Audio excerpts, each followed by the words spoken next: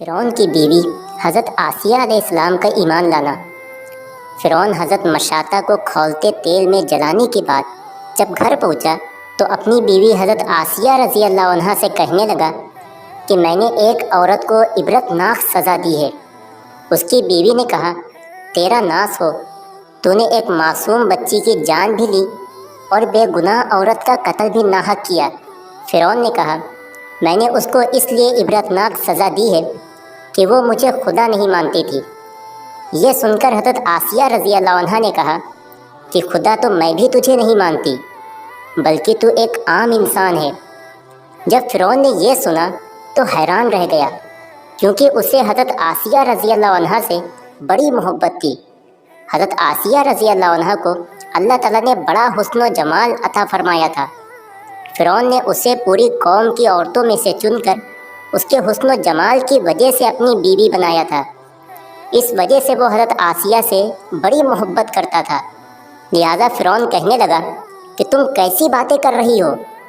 وہ کہنے لگی، میں کہہ رہی ہوں کہ تو جھوٹا ہے، اصلی خدا تو وہی ہے جس کا پیغام لے کر حضرت موسیٰ علیہ السلام تشریف لائے ہیں۔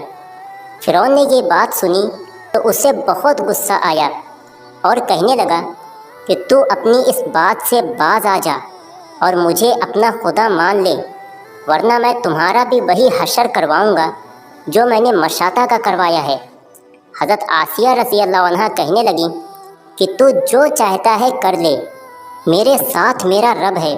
اب میں نے فیصلہ کر لیا ہے کہ میں اپنے رب کو نہیں چھوڑ سکتی، ہاں تیری ہر چیز کو لات مار سکتی ہوں۔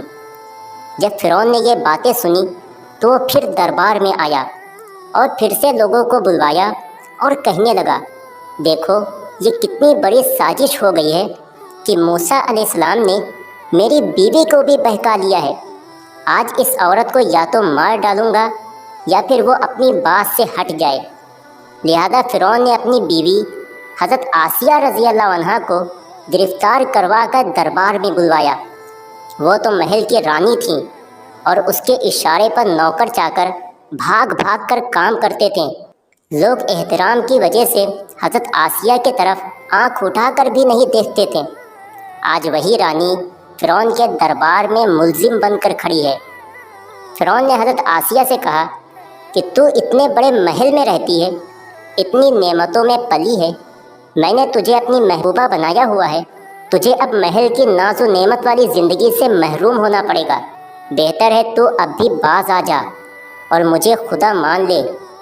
وہ کہنے لگیں کہ فرعون، اب میں نے ایمان قبول کر لیا ہے، لہٰذا میں اپنی بات سے پیچھے نہیں ہٹ سکتی۔ اس لیے فرعون نے فیصلہ کر لیا کہ میں اس سے بھی سزا دوں گا۔ لہٰذا فرعون نے فیصلہ کیا کہ سب سے پہلے سزا کے طور پر اسے رسوا کرو۔ اس نے کہا کہ سب سے پہلے اس عورت کے سارے کپڑے اتار کر لوگوں کے سامنے کھڑا کر دو۔ اب بتائیے، کسی مرد کو لوگوں کے بیچ بے لباس کر دیا جائے تو کیا حال ہوگا؟ ایسی حالت میں مرد بھی چاہے گا کہ زمین پھٹ جائے اور میں اندر سما جاؤں۔ حضرت آسیہ تو آخر عورت تھیں اور عورت کے اندر تو اللہ تعالیٰ نے شرم حیا رکھی ہوتی ہے۔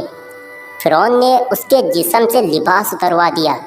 اب سوچئے کہ وہ اب کتنی عجیب حالت کے شکار ہوں گی۔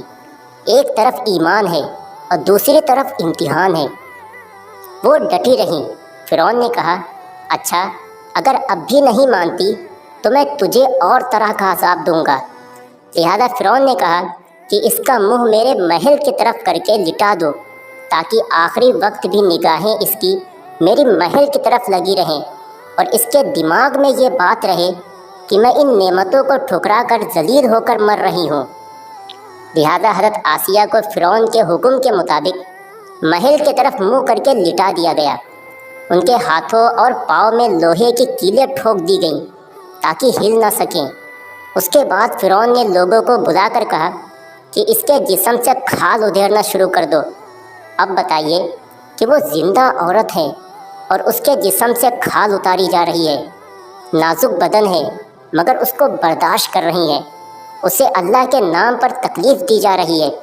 اس طرح اس کے جسم سے کھال اتار دی گئی۔ اللہ کی شان دیکھیے کہ وہ ابھی تک زندہ تھیں مگر جسم زخم زخم بن چکا تھا۔